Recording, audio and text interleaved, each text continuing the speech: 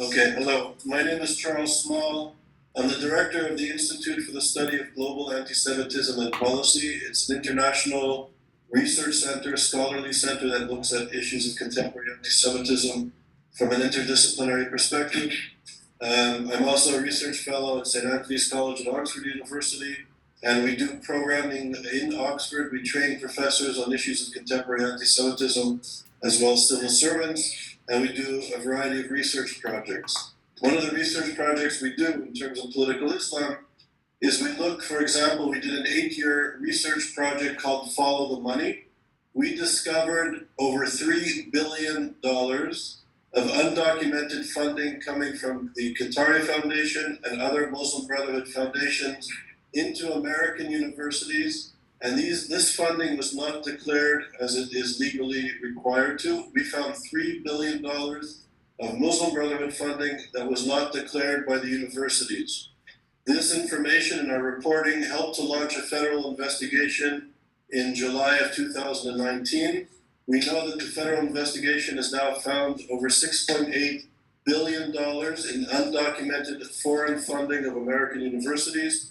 And we understand that the next report will discuss $18 billion. Universities like Yale University, due to a clerical error, forgot to declare any of its foreign funding to the IRS and to the Department of Education as required under law. Harvard University, for example, declares its funding, but they don't break down who gave the money, which countries it comes from, what's the amount. They give one total to the IRS and to the Department of Education, and they refuse to cooperate with the federal investigation or the government.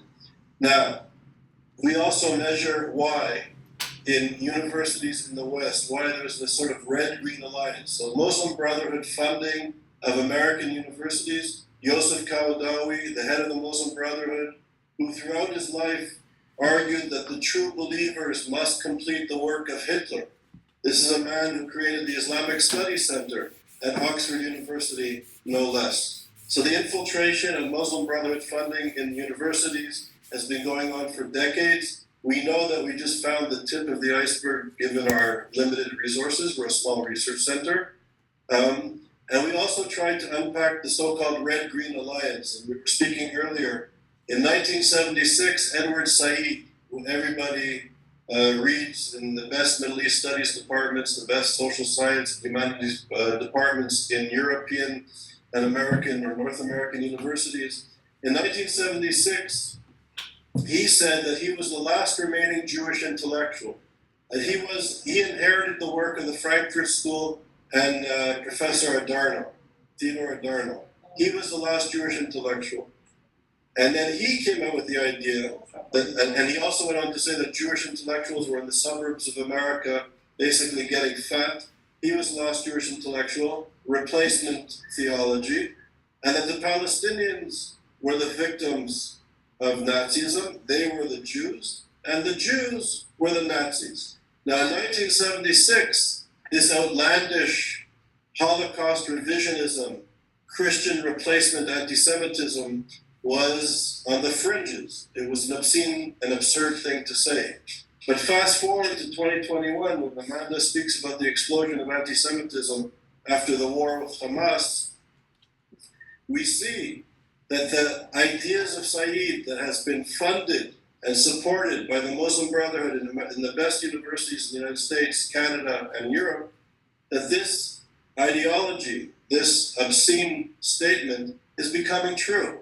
So Jews were exterminated for not being white, and survivors are still with us who went through the Holocaust and the Shoah.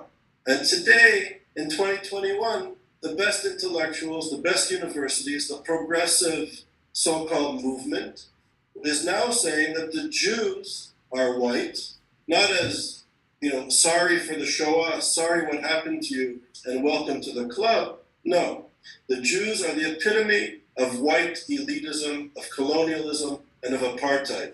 And Said's statement of 40 years ago is now being repeated at the best universities. It's now the mantra in the media of record. The best media, New York Times, The Guardian, Le Monde, repeat this trope.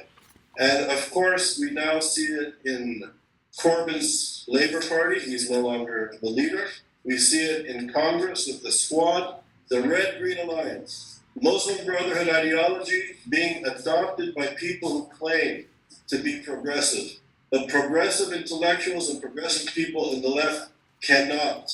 It's impossible for a progressive person to adopt, to support a reactionary social movement, a social movement that wants to destroy democracy, a social movement that subjugates women. Women have to have the permission of a male adult member of their family to go out in public. The killing and subjugation of gay people, the doing away with notions of citizenship and religious pluralism and respect of other forms of religion. And of course, it's underpinned by a genocidal form of anti-Semitism, which is at the core, not the periphery, not the radical side, but the core of Muslim Brotherhood ideology. And ladies and gentlemen, we know, Elie Wiesel warned us, that anti-Semitism begins with the Jews, but it never ends with the Jews. And we have enabled contemporary anti-Semitism, not the anti-Semitism of the church of 100 years ago, or the racist, fascist, Nazi anti-Semitism of 70, 80 years ago. We have allowed the demonization of Zionism, of Jewish peoplehood, of now Jews in the diaspora connected to the Zionist entity. We have allowed this type of contemporary anti-Semitism to go unchecked. And if you look at the anti-Semites, they're killing Yazdis, they're subjugating women, they're killing gay people.